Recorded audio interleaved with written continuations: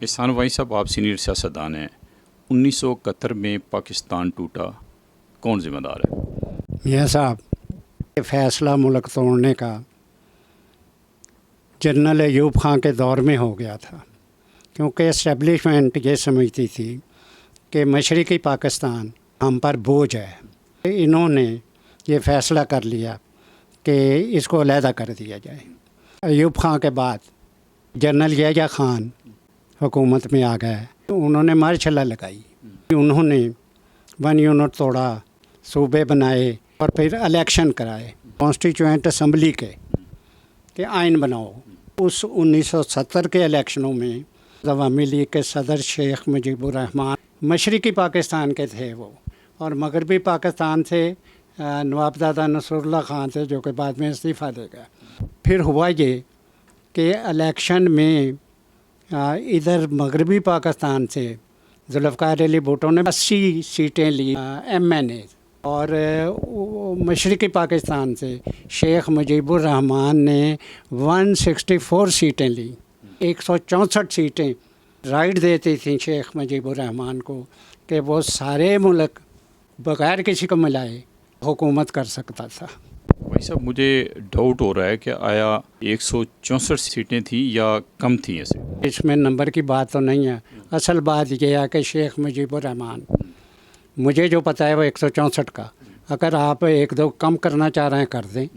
اس کو میں political right دے رہا ہوں، قانونی رائٹ دے رہا ہوں کہ اگر 2 آپ کم بھی کر دیں گے پھر بھی شیخ مجیب الرحمان کو یہ آئینی حق تھا، قانونی حق تھا کہ وہ سارے ملک پر حکومت کرے. کیونکہ 2 صوبوں میں اس وقت صوبہ سرحد تھا اور بلوچستان، وہاں نیشنل عوامی پارٹی تھی، اگر وہ ان کو بھی ساتھ نہ ملاتا، سیکولر پارٹی تھی، تو پھر بھی اسے حق تھا کہ بغیر کسی کو ملائے. اور ادھر سے ذوالفقار علی بھٹو صاحب تھے، وہ کہتے تھے کہ شیخ مجیب الرحمان کا حق ہے اس ملک پر حکومت کرنے کا، تو میرا بھی حق ہے کیونکہ میں مغربی پاکستان سے میجورٹی لے کر آیا ہوں. تو شیخ مجیب الرحمان کہتے تھے کہ بھائی ہم پہلے آئین بنائیں، اتنی میری سیٹیں ہیں، اتنی آپ کی سیٹیں ہیں، میں آپ کو اس وقت کیسے یہ گارنٹی دے دوں کہ میں آپ کو نائب وزیر اعظم بنا دوں گا.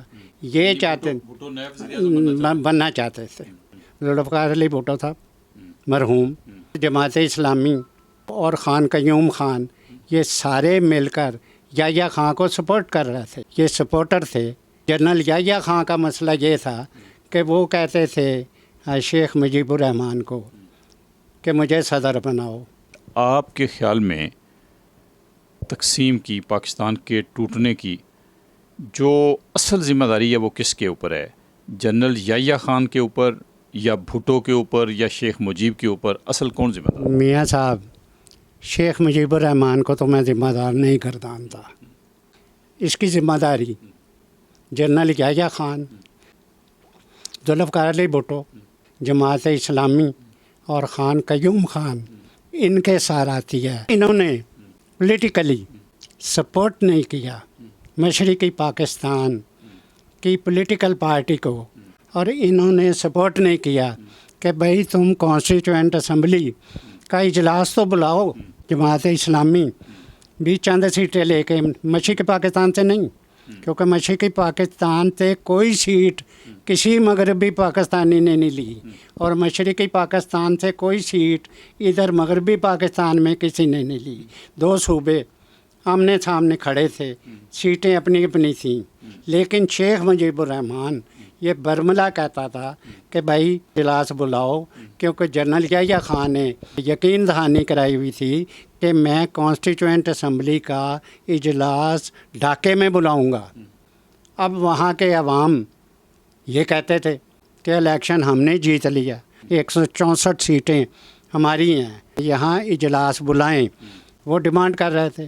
اب نیشنل عوامی پارٹی اس وقت 2 پارٹیاں بن کے، ایک وہاں پر جس کے صدر مولانا بشانی، وہ بھی مجیب کے پیچھے تھے، وہاں جلسے کر رہے تھے کہ اعلان کر بنگلہ دیش کا.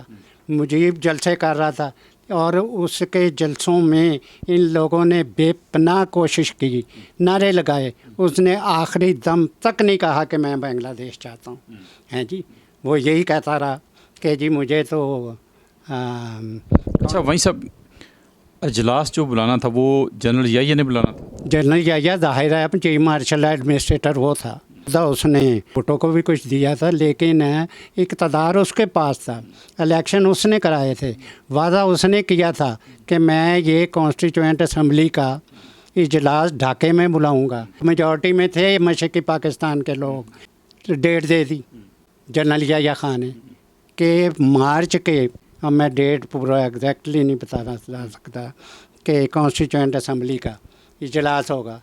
ادھر بھٹو صاحب نے جلسے شروع کر دیے، یہاں تک اس نے کہا جلسہ کر کے اپنے ایم این ایس کو کہ اگر مشرقی پاکستان کی کانسٹیٹیوئنٹ اسمبلی کے اجلاس کو اٹینڈ کرنے کے لیے میری پارٹی کا کوئی ممبر پارلیمنٹ، کوئی ایم این اے گیا تو میں اس کی ٹانگیں توڑ دوں گا۔ اچھا وہیں صاحب اگر یحییٰ خان اسمبلی کا اجلاس بلا لیتے ڈھاکہ میں تو آپ کے خیال میں بھٹو کیا کر سکتا تھا؟ کچھ بھی نہیں کر سکتا تھا ان کو، کیونکہ یہ اس نے بلانا نہیں تھا، اس نے ڈیٹ دی، اس سے سودا کرتا رہا، یہ سارے اپنے اپنے سودوں پہ لگے ہوئے تھے۔ اس نے شیخ مجیب الرحمان کو یہ کہا کہ مجھے صدر بناؤ، اس نے کہا کہ جی میں تو پہلے کو آئین بنائیں گے ہم، میں یہاں سے عوام سے میجورٹی لے کر آیا ہوں، میں آپ سے وعدہ کیسے کر لوں کہ میں آپ کو صدر بناؤں گا، یہ پہلے اجلاس بلائیں، ہم آئین بنائیں پہلے، اس آئین کے تھرو ہی پریزیڈنٹ کسی نے بننا ہے۔ یہ بات عام تھی کہ یحییٰ خان صدر بننا چاہتا ہے اور مجھے شیخ مجیب الرحمان مان نہیں رہا، تو اس لیے جو بات آپ پوچھ رہے ہیں کہ یہ کس کی تو ملک توڑنے کی ذمہ داری کس کس کی تھی، میں آپ کو یہ بار بار کہہ رہا ہوں، یہ ذمہ داری جنرل یحییٰ خان، ذوالفقار علی بھٹو، جماعت اسلامی اور ان ساری پولیٹیکل پارٹیز پہ تھی جنہوں نے انہیں ڈیفینڈ نہیں کیا، جنہوں نے احتجاج نہیں کیا کہ بھئی تم آئینی اجلاس کے بجائے تم نے ایڈجرن کر دیا، اور وہاں پر جس وقت اس نے اجلاس بلانے کی تاریخ ختم کی تو وہاں طوفان آ گیا۔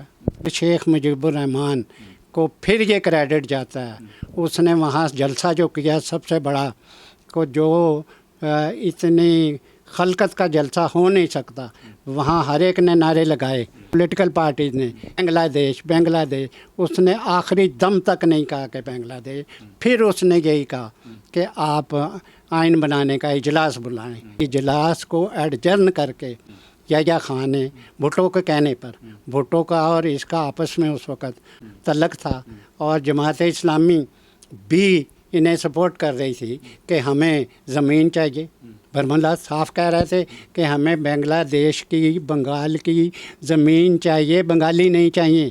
تو وہیں صاحب آپ یہ کہہ رہے ہیں کہ ایوب دور سے ہی مشرقی پاکستان کو الگ کرنے کا منصوبہ بنا ہوا تھا، اسی طرح سے جب الیکشن بھی ہو گئے اور عوامی لیگ کو اکثریت مل گئی تو اجلاس نہیں بلایا، اور اجلاس بلانے کی جو ذمہ داری تھی وہ اصل میں جنرل یحییٰ کے اوپر تھی، نہ کہ بھٹو کے اوپر، اور بھٹو کی ذمہ داری بعض اتنی ہے کہ اس نے دباؤ نہیں ڈالا جنرل یحییٰ کے اوپر کہ تم اجلاس بلاؤ۔ میں پولیٹیکل بات کر رہا ہوں میاں صاحب، یہ بات دباؤ ڈالنے کی نہیں ہے، یہ اس کی ذمہ داری تھی کہ وہ پورے ملک سے 80 سیٹیں لے کے آیا، اس وقت ملک پورا تھا، اور 164 لے کے آیا۔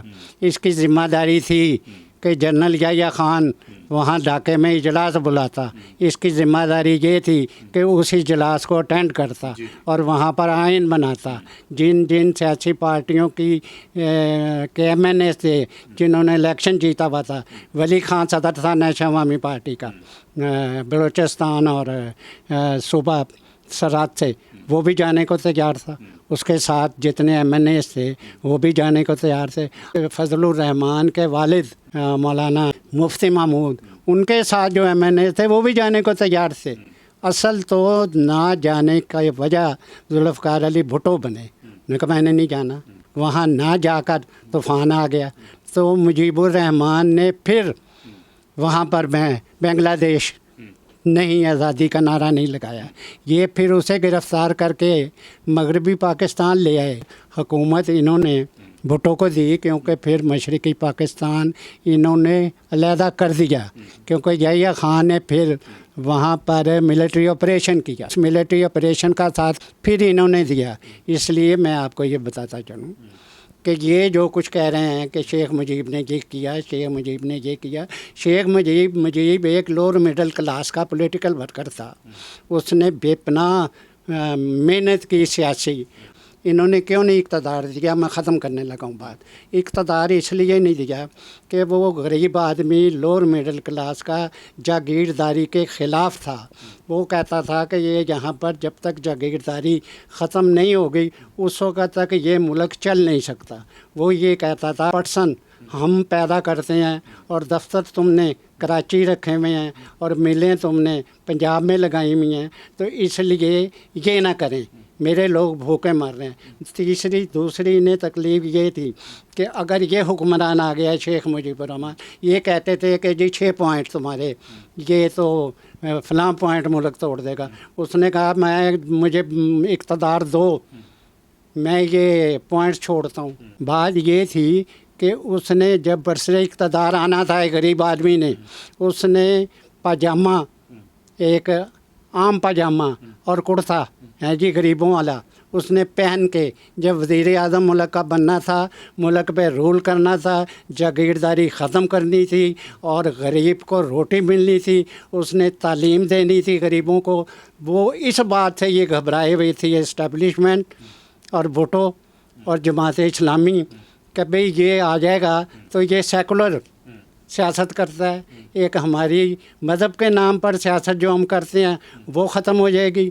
दूसरे जागीरदार भुट्टो साहब वो कहते थे कि जी अगर ये आ गया तो हमारी ज़मीनें जाएंगी। और तीसरा ये एस्टेब्लिशमेंट, वो ये कहते थे कि इसके आने के बाद एस्टेब्लिशमेंट का रूल जो है इस मुल्क पे, जो अयूब खां के दौर से शुरू हुआ है, वो कहते थे कि इन्हें अलहदा करो और फिर हम मगरबी पाकिस्तान के ऊपर हम रूल करें मुसलसल, और यही हुआ।